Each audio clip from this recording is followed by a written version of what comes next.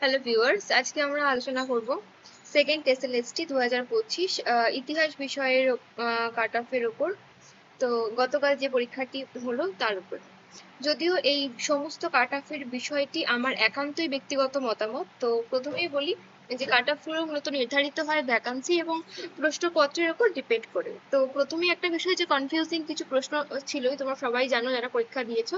তো 5 থেকে 6টা প্রশ্ন কনফিউজিং ছিল বা একটু ভেবেচিন্তে দেওয়ার মতো ছিল, বাকি সমস্ত প্রশ্ন অ্যাভারেজ আমরা বলতে পারি। বেশ কিছু মানে যারা একটু টাচে ছিল তারা প্রত্যেকেই এই উত্তরগুলো পারবে এবং হয়তো অনেকেই 60 মার্কস করবে। যাই হোক, আমাদের যেটা বিষয় সেটা হচ্ছে সমস্ত বিষয়টাই বেশ সহজ ছিল। তো প্রত্যেকেই মোটামুটি 50 আপ পেতেই পারে। খুবই সহজ প্রশ্ন ছিল, তোমরা প্রত্যেকেই জানো। আর খুবই কম প্রশ্ন যেগুলো কনফিউজিং ছিল। তো কনফিউজিং এর মধ্যে একটা প্রশ্ন যেটা সেটা হচ্ছে হোমরুল লীগে যোগদানকারী নেতা, এটা প্রত্যেকেই আমি জানি বলছে যে জিন্না হবে।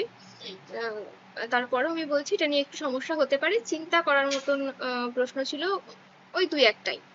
তো আমরা যে কাট অফ গুলো মোটামুটি সিলেক্ট করেছি, যে বিষয়গুলো নিয়ে যে বিষয়ের উপর সিলেক্ট করেছি সেগুলো দেখো। মেল কাট অফ মূলত জেনারেলে 55 plus, OBC A 51 plus, OBC B 53 plus, SC 48 plus, ST 44 plus, EWS 40 plus.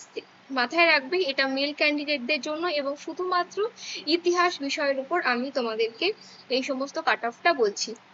Next ফিমেলদের রয়েছে UR 50 plus, OBC A 44 plus, OBC B 49 plus, SC 40 plus, ST 38 plus, EWS 40 plus.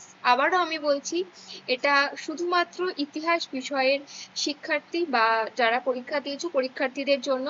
Others কোনো সাবজেক্টের বিষয়ে আমার কোনো knowledge নেই এবং শুধুমাত্র এই কাট অফ যেটা আমি দিলাম মেল এবং ফিমেল এই দুটোই কিন্তু একান্তই আমার ব্যক্তিগত মতামত। আমি জানিও না, আমার নিজস্ব সার্ভে করার পর যেটা মনে হলো আমি সেই কাট অফটাই এখানে ইনক্লুড করেছি।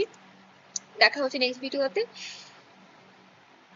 আজ এই পর্যন্তই, টাটা।